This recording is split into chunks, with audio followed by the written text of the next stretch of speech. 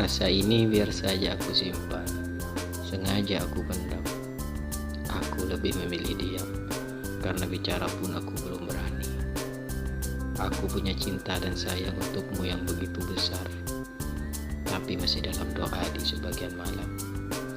Munajat yang sering aku prioritaskan adalah kamu. Harapan yang paling aku utamakan adalah memilikimu. Sementara ini, biarlah berjalan secara alami, lewat energi positif alam usai doa dan ikhtiar.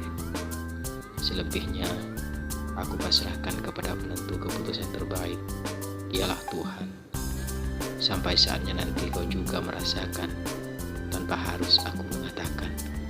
Saat itu juga aku pastikan, semua tentang perasaan yang selama ini aku simpan, akan aku ungkapkan, bahwa doaku terkabul memilikimu seutuhnya, untuk menjalani kehidupan bersamamu, menikmati segala proses perjalanan menuju Tuhan. Untuk sekarang, biarlah cinta ini dalam diam.